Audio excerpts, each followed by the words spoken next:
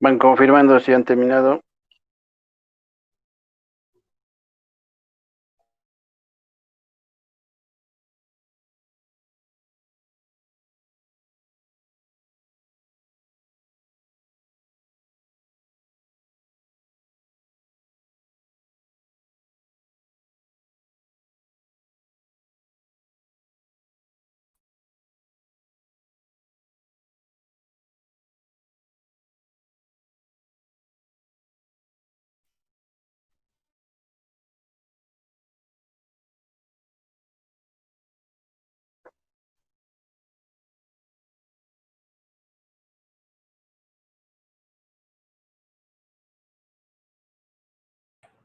Listo, doctor.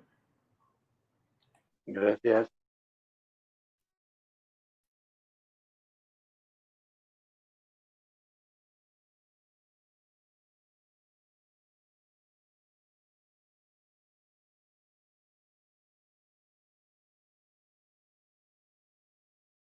El resto, Estoy lista también, doctor. Sí, doctor. muy bien. ¿Tienen su presentación a la mano? Sí, doctor. 1, Sí, doctor. 2, Sí, doctor. 3,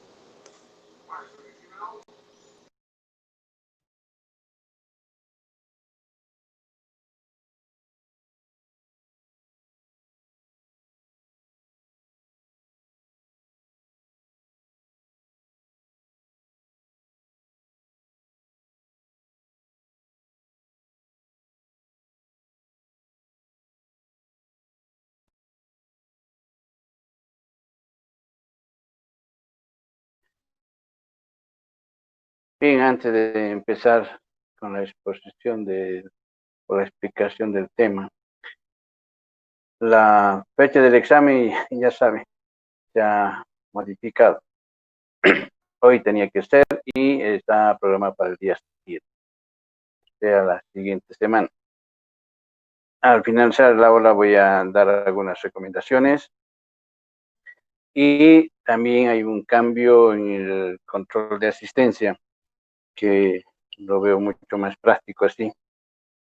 Se supone que debo marcar todos los días la asistencia de ustedes y a medida como entran unos anticipados, otros en la hora exacta y después poco a poco van llegando, entonces me hace un trabajo complicado.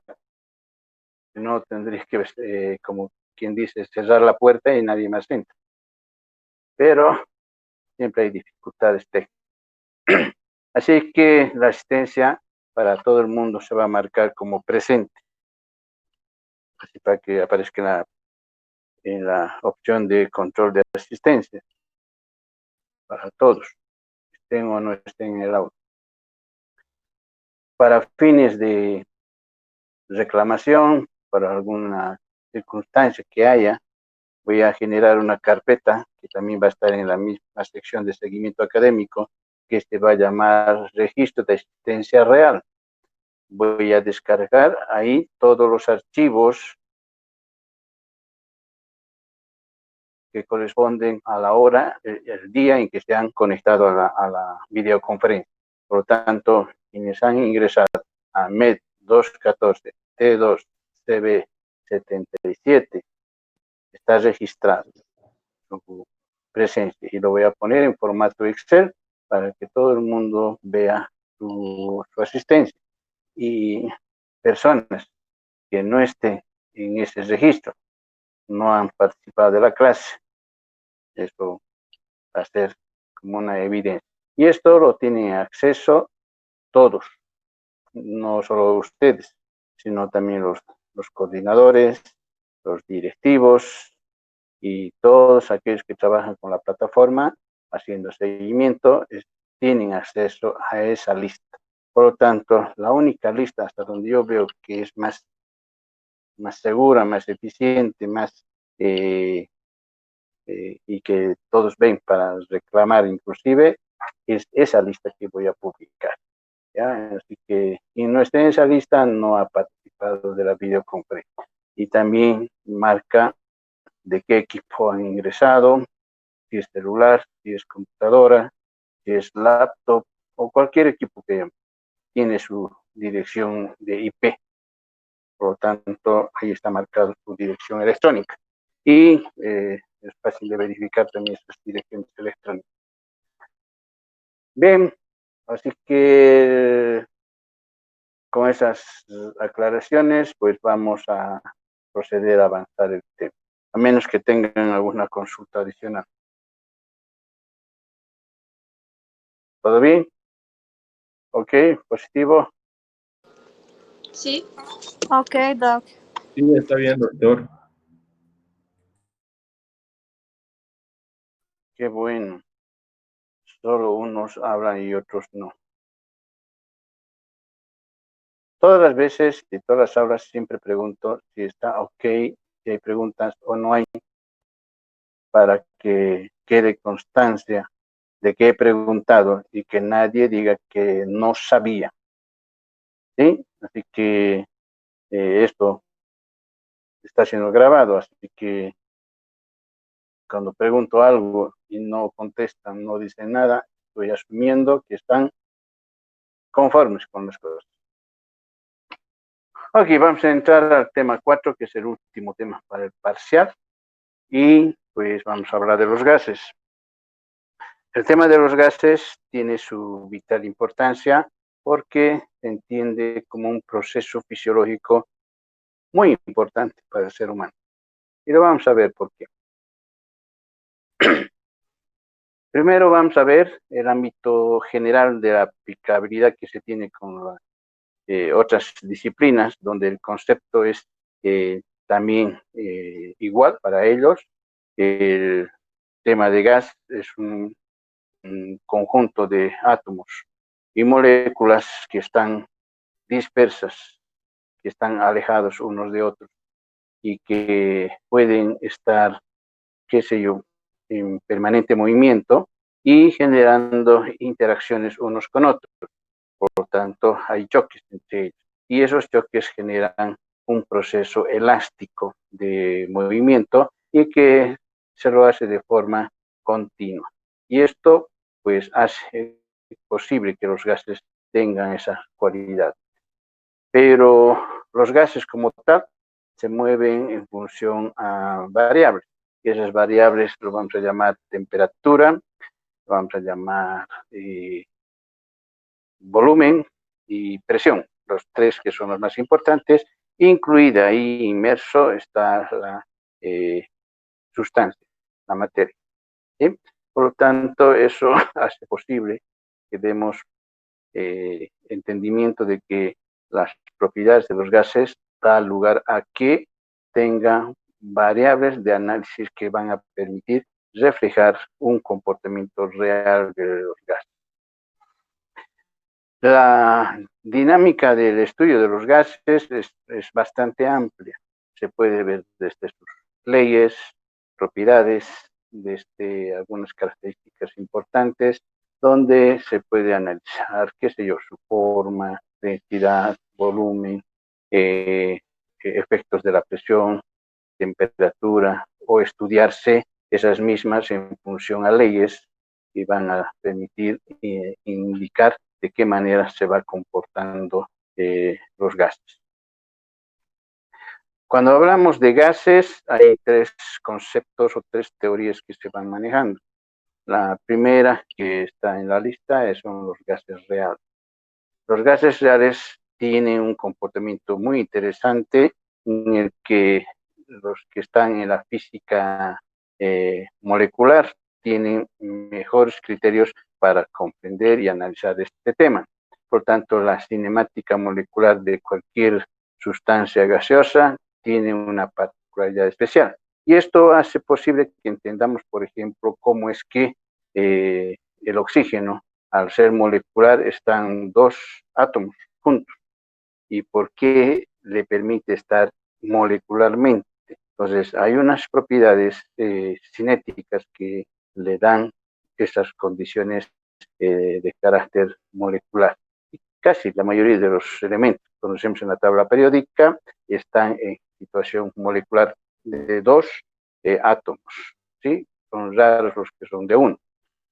Por lo tanto, quienes estudian esto, pues ya tienen un amplio conocimiento de la forma como interactúan. Bioquímicamente hablando, les interesa también a los que son profesionales bioquímicos de poder entender de qué manera un fármaco permite hacer un enlace químico.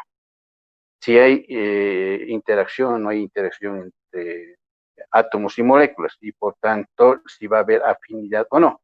Y es el mismo que sucede con el virus, del coronavirus, en este caso que estamos teniendo mucha información. Es una molécula química, por tanto, tiene elementos de enlace que se van a unir a otras moléculas que están en nuestro organismo. Y es una afinidad polar muy interesante que parece como si estuviese diseñado como para que pueda haber ese acoplamiento perfecto, ¿sí? Si hablamos de esta cinética molecular, pues hay una inmensa afinidad que le permite hacer ese enlace, pero si vemos desde el punto de vista de salud, es un factor dañino para nuestro organismo, pero si, desde el punto de vista de la cinética molecular, es algo muy, pero muy interesante para estudiar.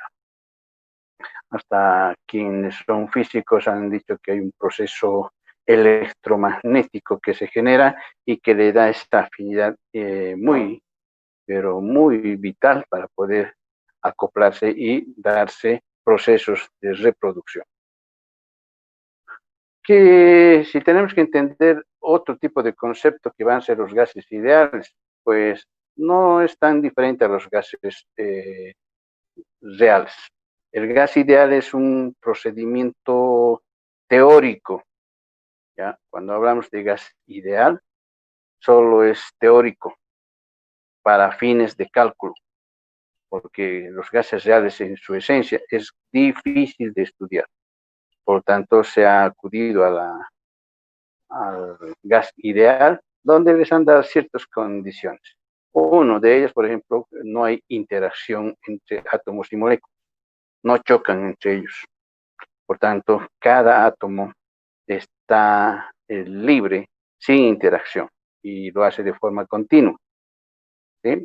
Ese proceso es bastante interesante como para poder darle algún tipo de estudio que se tiene que dar en la cinética del movimiento.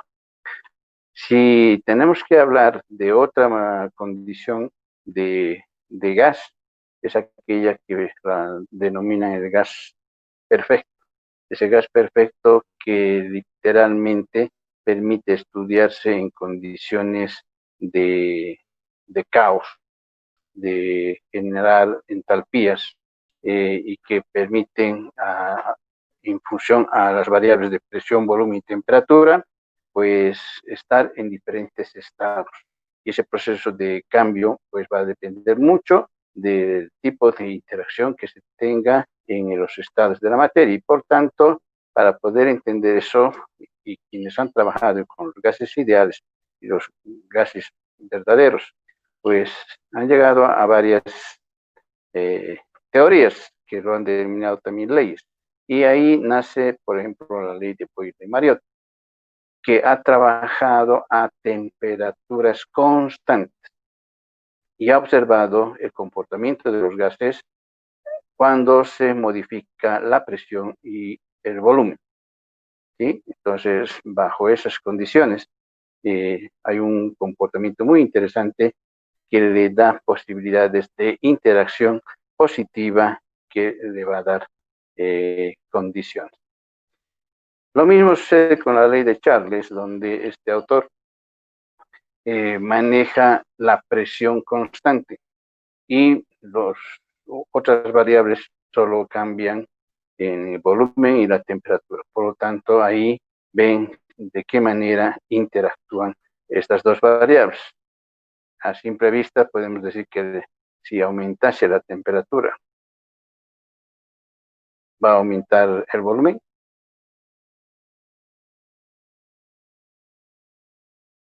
Sí, ¿no? Es una relación directa en este caso. La ley de Gay-Lussac también trabaja bajo volúmenes constantes y lo único que ve para manipular son las variables de la presión y la temperatura. Y también observa el tipo de relación que existe en estas dos variables. Si se aumenta la temperatura, aumenta la presión o reduce la presión. Reduce. Aumenta. ¿Reduce? Dios mío. Si temperatura, a ver, si usted tiene un garrafo de gas, si usted le pone fuego, el volumen va a estar constante. ¿Qué va a pasar? ¿Va a aumentar o reducir la presión? Aumenta la temperatura. Aumenta la presión. Cuando aumentamos la temperatura, aumenta la presión y ya se vuelve una bomba de tiempo. Está ya matando a más de 3 o 4 o 5 metros alrededor. ¿Sí? Entonces, esa ley, por ejemplo, a volumen constante, el efecto en el gas modifican temperatura y presión, pues es un relacionamiento directo. Y esas tres leyes, por ejemplo, se lo ha estudiado con fines de poder entender de qué manera el comportamiento de los gases se da, ¿no? Y obviamente que la cantidad de materia también es importantísimo, y ahí la ley de Avogadro entra como una medida que debemos de entender. Por lo tanto, una sustancia en el Sistema Internacional de Medidas dice que para entender eso se la debe denominar mol. Un mol equivale a 6.02 por 10 elevado a 23 elementos, que pueden ser átomos, moléculas, iones o cualquier unidad que estemos utilizando. Pero esa es la base para entender. ¿Ya? También, como ya hemos visto, el gas genera presión y esa presión pues también se la puede estudiar.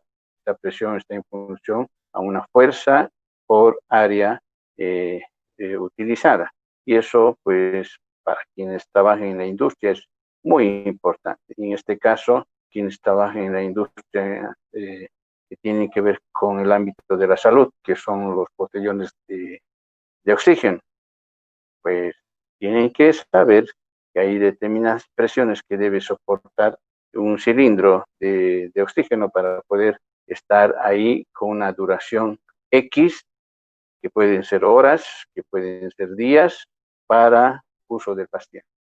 ¿Sí? Entonces, ese análisis de fuerza por área para determinar la presión es vital para quien tenga que trabajar con esos gastos.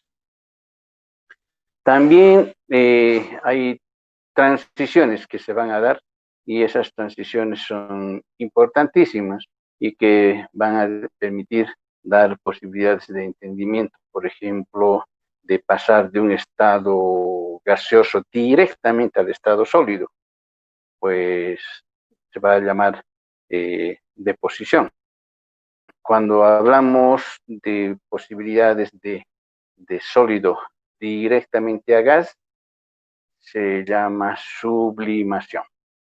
Pero si es de gas a líquido y no a sólido, se llama condensación. Y si es de líquido a gas, se llama vaporización. Pero si estamos en estado líquido a estado sólido, de líquido a sólido, se le llama solidificación. Pero si es de sólido a líquido, se llama fusión. Esos términos se los ha dado a conocer ya en los colegios, ya lo saben manejar esto.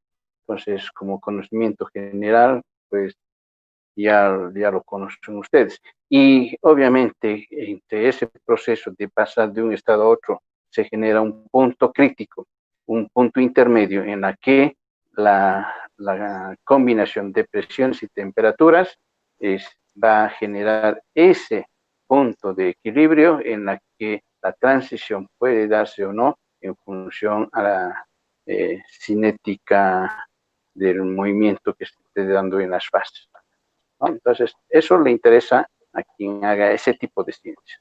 Pero para nosotros, como utilidad, va en la forma en cómo la vamos a manejar. Por ejemplo, quienes han trabajado en el desplazamiento del gas en líquidos para ver el comportamiento del gas en función a la temperatura y la presión, pues han generado un equipo que se llama manómetro, que pueden ser abiertos o cerrados, no interesa. Pero ese tipo de estudios ha dado lugar a que tengamos un utensilio altamente importante en el área de salud, que permite medir las presiones generadas por la circulación sanguínea, ¿ya? Estamos hablando de un manómetro que se da ese uso. Y en el Brasil tiene un nombre en particular. ¿Alguien sabe cómo se llama?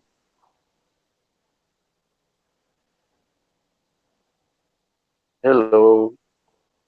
Sí, doctor. ¿Puedes ¿Cómo se repetir, llama? por favor, doctor? Estamos hablando de presiones. Estamos hablando de manómetros. Sí. Y hay un equipo que utilizamos en la medicina para medir las presiones sanguíneas. ¿Cómo se llama? Esfigmomanómetro. Esfingomanómetro. ¿Ah?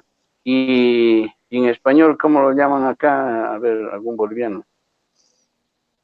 Tensiómetro. Tensiómetro.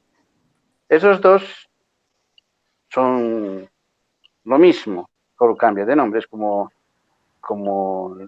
los sinónimos que hay para el mismo animal: el burro, el asno, el jumento, ¿y qué más hay? Nada más, ¿no? Después del puerco. ¿Cómo se lo llama también al puerco? Cerdo. Chancho. Cerdo, Cerdo. Puerco. cochino, Cochino. ¿Sí? Estamos hablando de lo mismo, pero con diferentes nombres, ¿no? Entonces, lo mismo pasa con el tensiómetro y el esfingomanómetro. Es lo mismo. Bien, pero también hay otro equipo que permite marcar presiones, y es un barómetro. Normalmente el barómetro se utilizaba para poder medir las presiones que deben tener, por ejemplo, los neumáticos de los motorizados, los autos, ¿no?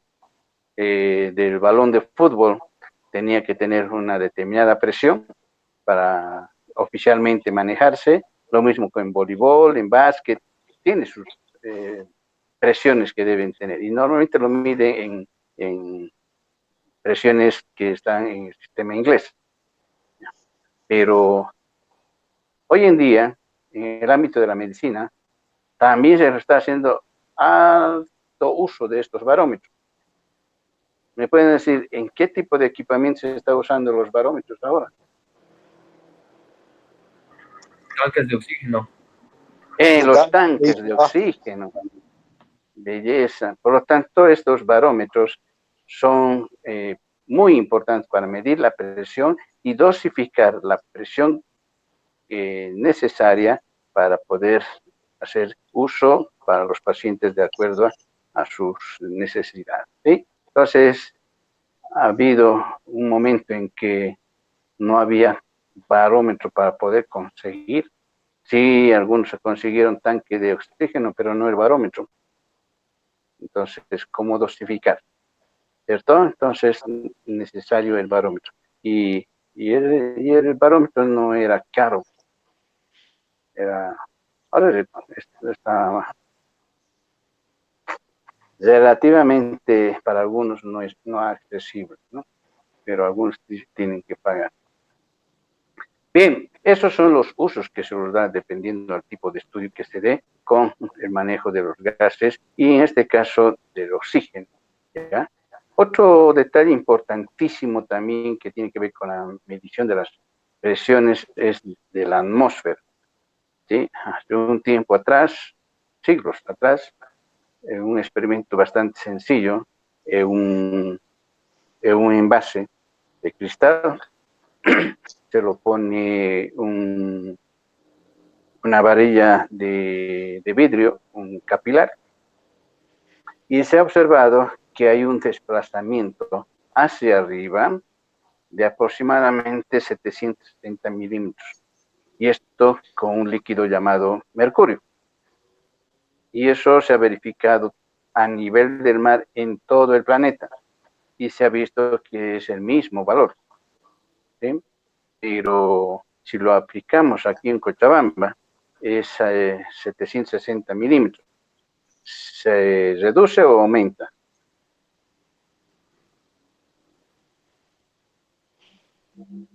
¿Qué dicen? ¿Aumentaría o reduciría? Aumentaría. Aumentaría. Aumentaría. ¿Otros? Lógica. Aumentaría. Aumenta. Bien, vamos a analizar. ¿Ok?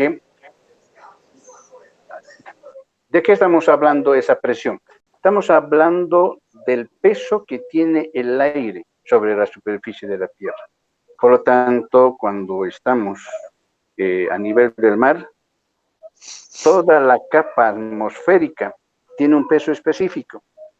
Y ese peso específico se lo mide en este tipo de instrumento.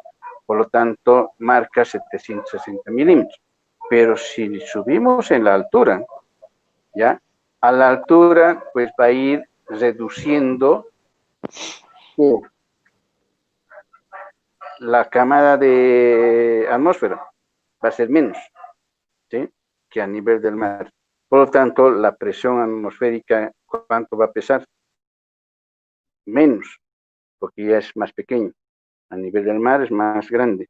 Por tanto, la presión atmosférica arriba, en las alturas, es significativo. Por lo tanto, no es lo mismo que a nivel del mar. Y eso hace que en el deporte, por ejemplo, le señalen como responsable de que un equipo pierda, por ejemplo, la altura, ¿sí? Obviamente que hay un proceso de acomodación que debe darse, que puede durar unos días, semanas, y cuando alguna vez un estudiante llega del nivel del mar y por primera vez llega a Cochabamba, siente los efectos, sufre, ¿ya? Entonces, tiene que haber un proceso de acumulación. Y esto también es útil para conocer ciertas patologías. Por ejemplo, he conocido casos de sudoración excesiva que se dan en algunas personas y que lo he visto a nivel del mar, por ejemplo, en el Brasil, y que la gente se acostumbra a vivir con esa dolencia. Les duele la piel, es doloroso, ¿ya? Todo el día están transpirando. Y si se cambian de ambiente, pues ese problema desaparece, ¿ya? Entonces, muchas veces algunas patologías que pueden darse a ciertas alturas se resuelve solo cambiando la altura. Y esto, pues, un efecto muy interesante que debemos de observar cuando tengamos que manejar pacientes. Lo mismo pasaría con personas que tienen un trabajo, qué sé yo, por debajo del nivel del mar. ¿Quiénes tendrían trabajo por debajo del nivel del mar? A ver, ¿quiénes trabajarían por debajo del nivel del mar?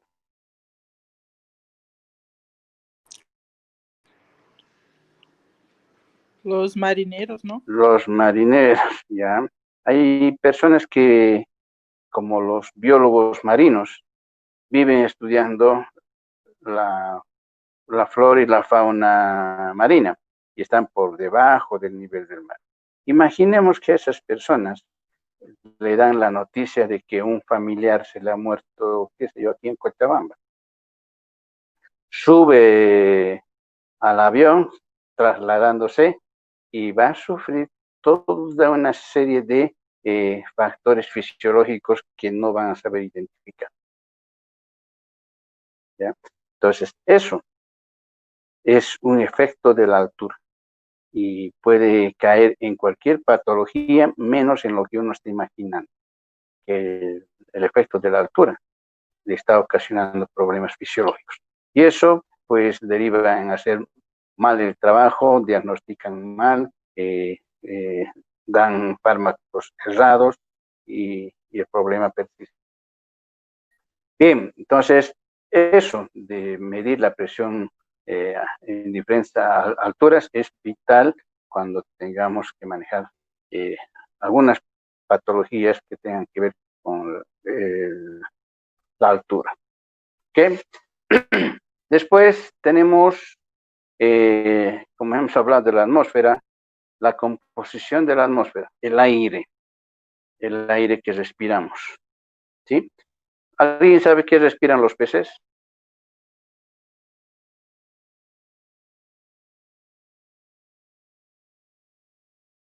¿No? ¿No saben? ¿Nadie?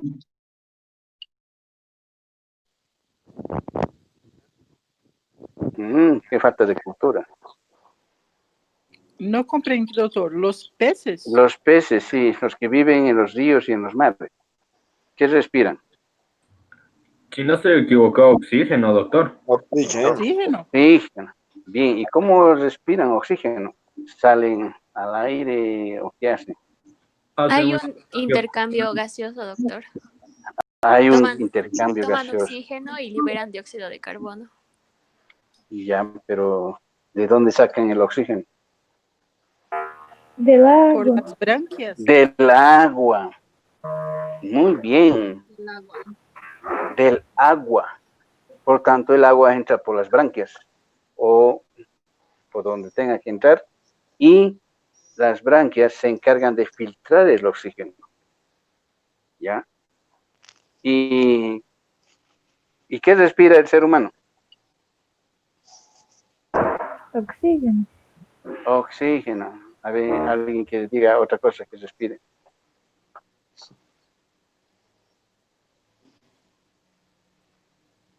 ¿Nada?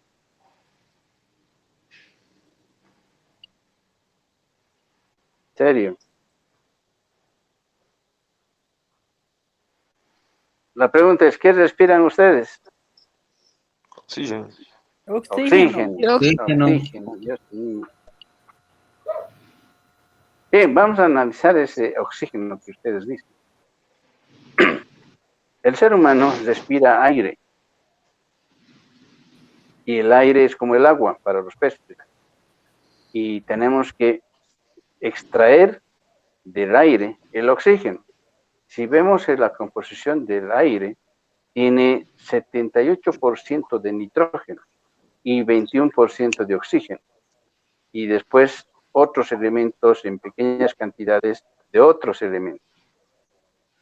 Por lo tanto, el órgano para filtrar el oxígeno, ¿cómo se llama? Los pulmones. Los pulmones. Específicamente dentro de los pulmones son Bronquios. los alvéolos. Los alvéolos. Ahí es donde se realiza el intercambio gaseoso y a través de los bronquios que van a llegar hasta los alvéolos va a filtrar el oxígeno. Y la filtración de ese oxígeno no es en el 100%, o sea, del volumen que ingresa a los pulmones de aire, solo una pequeña parte es utilizada. Y después también sale oxígeno con gas carbónico. Entonces, el proceso de la respiración en el ser humano tiene que ser continuo, ¿sí? Y tiene que ser automático.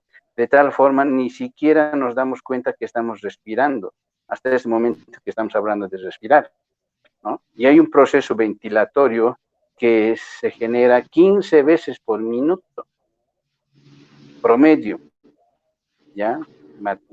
teóricamente son 15 veces por minuto. Entonces, ese proceso de 15 veces está metiendo alrededor de 300 a 500 mililitros de aire que estamos entrando o que entra, volumen de aire, y de ese volumen le vamos a sacar ese 21% de oxígeno. Ni siquiera ese 21%. Vamos a sacar un porcentaje lo suficientemente necesario. Y eso, pues, hace posible que se pueda realizar el proceso de intercambio gaseoso. Por lo tanto, la ventilación pulmonar es calculable, se puede medir, se puede verificar, dependiendo al peso de la persona, a su condición de somatotipo, pues vamos a poder darnos cuenta que tiene una frecuencia respiratoria de entre 12, tal vez 15, tal vez 18, tal vez 20, dependiendo. Tiene alguna patología, pues los ciclos por minuto pueden estar reducidos o aumentados, ¿ya? Y eso hace posible que tengamos un mecanismo de intercambio gaseoso que podemos estudiar como un proceso integrado donde muchos partes de nuestro cuerpo, como las costillas, por ejemplo, van a participar haciendo el distendimiento necesario como para poder hacer el proceso de relajación y contracción muscular. En anatomía 1 han llevado los pulmones, por lo tanto saben qué tipo de presión tiene los pulmones, positivo o negativo.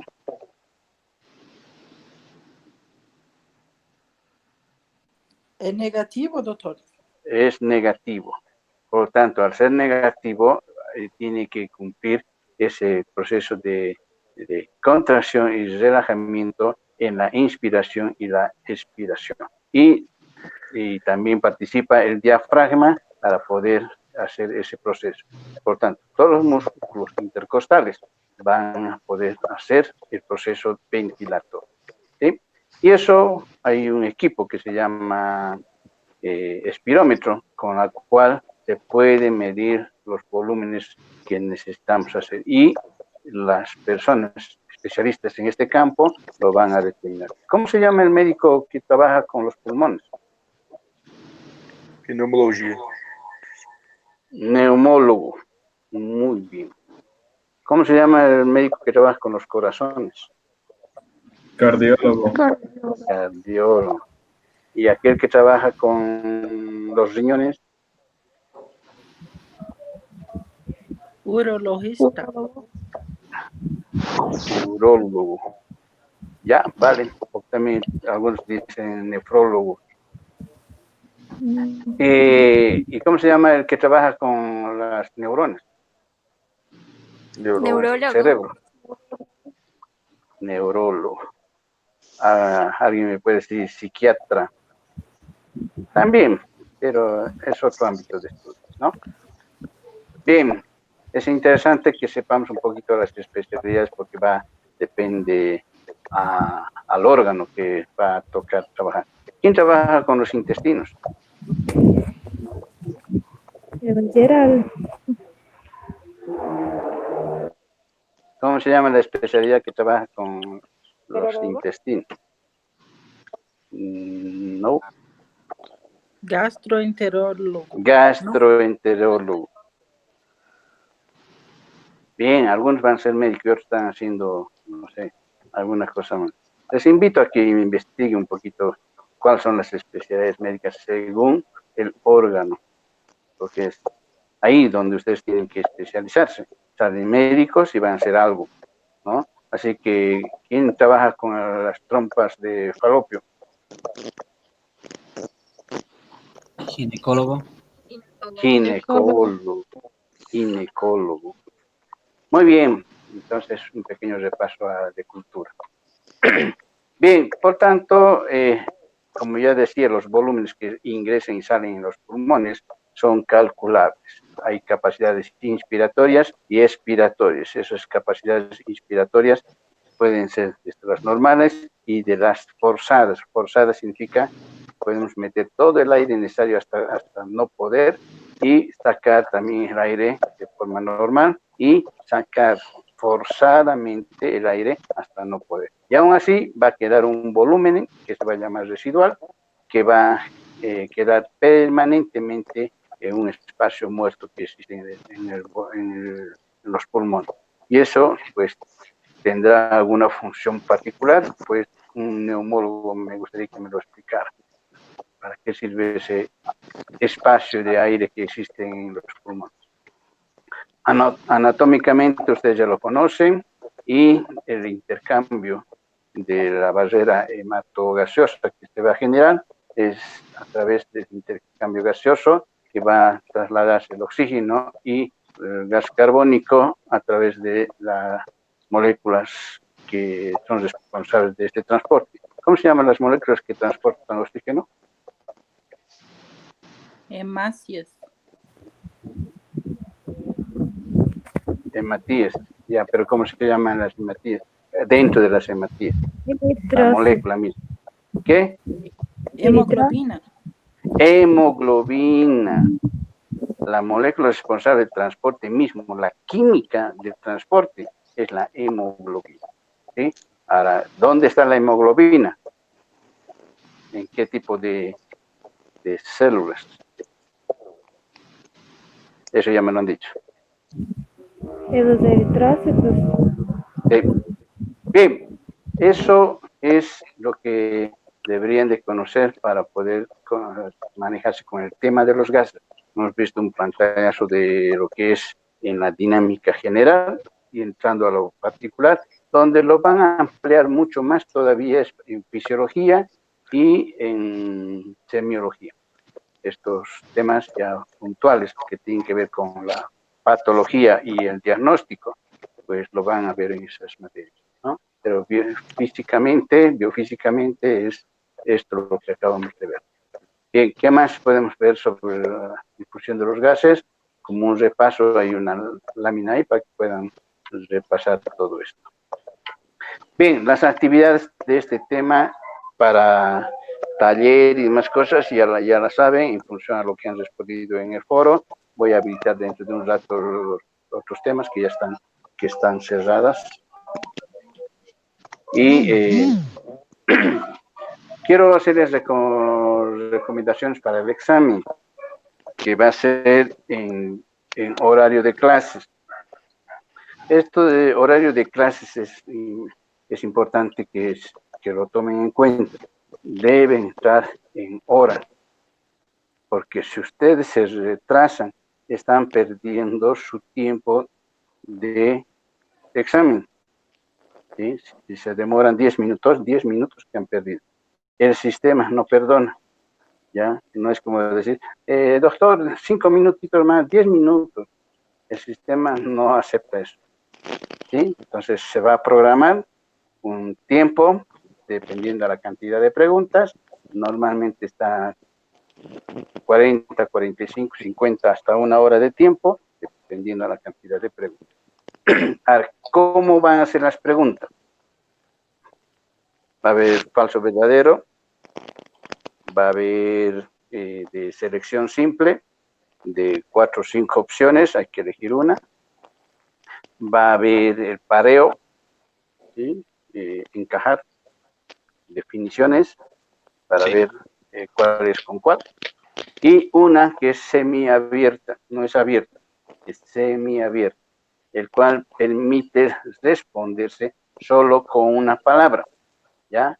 Por ejemplo, Lais. ¿Cuál es tu nombre? Lais. Entonces, esa es la forma que me debes responder. Solo una palabra. ¿Sí? Con una sola palabra. No me va a decir, yo me llamo Lais. Eso ya está errado. Solo Lais. ¿Ya? Entonces, ese tipo de preguntas, el sistema automáticamente va a calificar. No es para que yo califique. ¿Sí? Entonces voy a darle los parámetros como para que estén ahí. Por ejemplo, hay personas que pueden escribir en mayúsculas, todo en mayúsculas, aceptado. Puede escribir la primera mayúscula y el resto minúscula, aceptado. Voy a indicar al sistema que acepte, valide eso.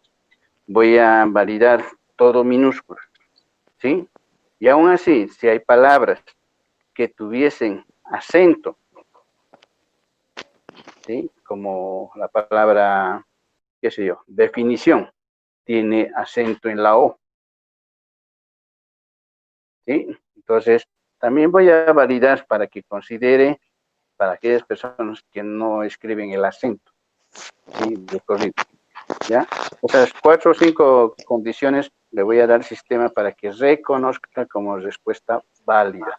Después, el que me escriba 2 palabras no es válido.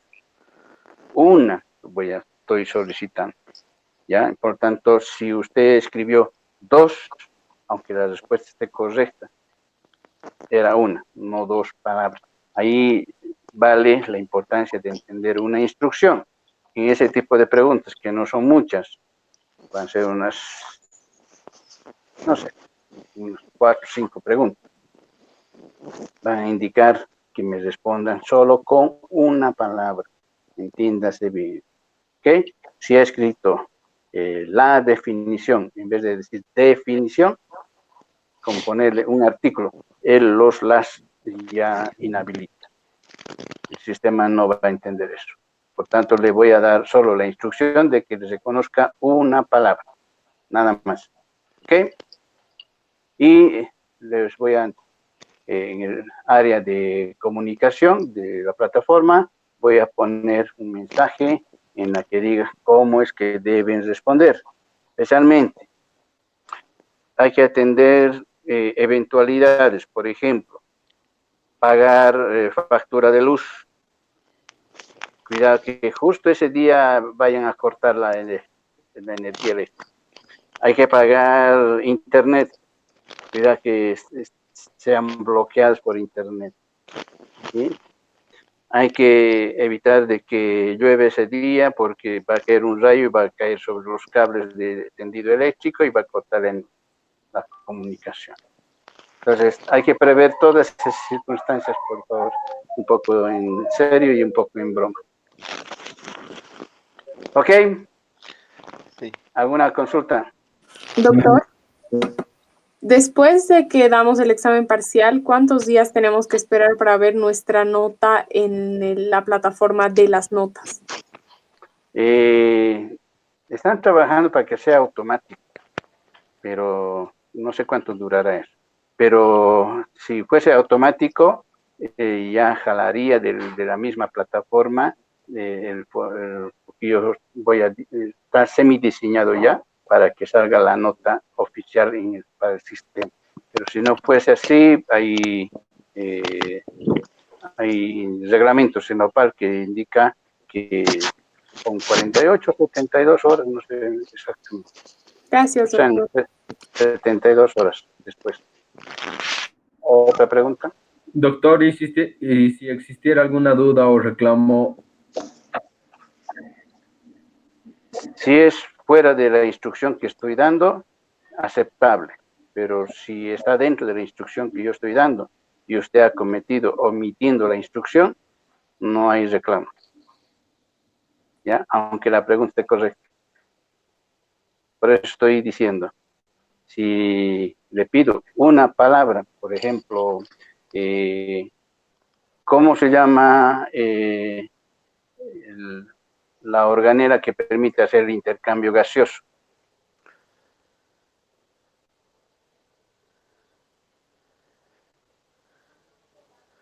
¿Cómo se llama? Mitocondrias. Falso, ya está, el sistema marca errado. Intercambio gaseoso. Hematosis. No. Alveolo. ¿Dónde se realiza el intercambio gaseoso? En el alveolo. Entonces, la respuesta para el intercambio gaseoso, dentro de la temática de lo que estamos viendo, es el alveolo, ¿sí? A la respuesta correcta, ¿cómo debe escribirse?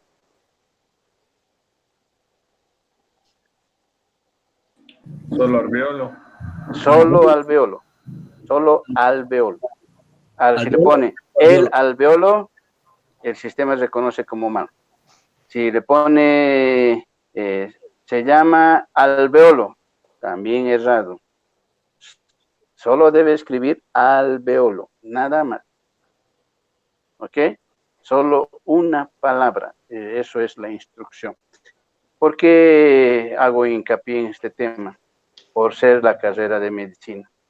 Uno, porque debemos de aprender a manejar instrucciones, a manejar protocolos. Si como médico no disciplina en el manejo de protocolos, usted va a tener siempre problemas. Ya no puede salir del protocolo para atender a un paciente, porque va a caer en negligencia médica. Por lo tanto, si la instrucción en el examen le dicen que usted debe aprender a responder de acuerdo a la instrucción, esa es la que debe hacer. ¿Ok? Ahora, si fuese ingenierías y demás cosas, bueno, puede equivocar, destruir un edificio, se cae, se vuelve a levantar, no hay problema. Pero en el ámbito de la salud, no podemos equivocar, no podemos recuperar una vida después de haber equivocado. ¿Sí? Por eso es el ejercicio de aprender a responder según la instrucción dada, a manejarnos en protocolo. ¿Ok? Por lo tanto, no van a ser muchas preguntas de esta naturaleza, pero aprendamos a respetar una instrucción. Ese es el tenor de la medicina.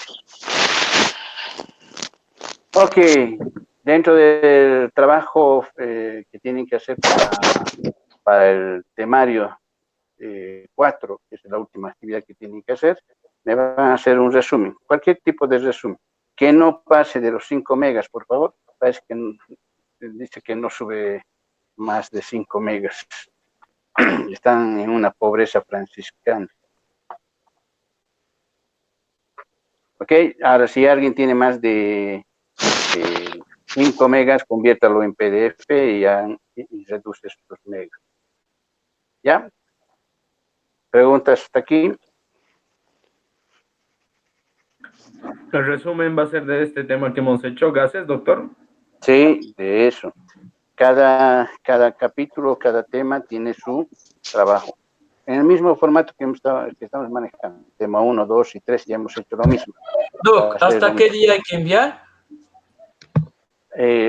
Ahorita no estoy con plataforma, así que si usted entra a la plataforma va a poder observar. Voy a validar todavía, ¿ok? Ok, mi vida. Pero yo creo que está para hasta viernes, no sé, alguna cosa así.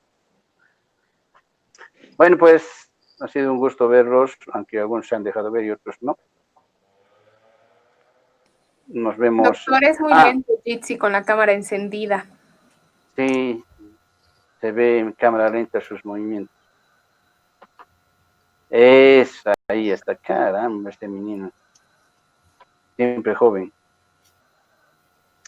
Bien, otro detalle que quería ver con ustedes, que ya me he hecho olvidar.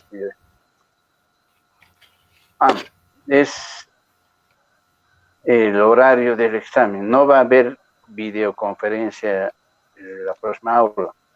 Directamente ustedes entran a la plataforma a resolver el cuestionario del examen. Sección de cuestionarios, ya saben dónde es, ¿cierto? Entonces, ahí va a estar el cuestionario de primer parcial. Entonces, eso es lo que tienen que verificar para ver el horario respectivo. Va a ser inicio de horario de clases. No va a ser ni antes ni después. Es todo en horario de clase. Así que no pierdan su tiempo llegando tarde, que no he podido conectarme, se me ha acabado los megas. Hay que prever todas las dificultades que puedan tener. ¿Ok? Bien, si no hay más consultas, nos vemos dentro de 2 semanas. Ok, doctor, gracias. Bueno, chao, chao. Gracias, doctor. Hasta Gracias, Hasta doctor. luego, doctor. Hasta luego. Chao, Hasta luego, chao. doctor. Hasta luego. Gracias, doctor. Hasta luego. Hasta luego, doctor. Chao, chao. Hasta luego, Doc. Que tenga un buen día. Gracias. Chau, chau. Chao.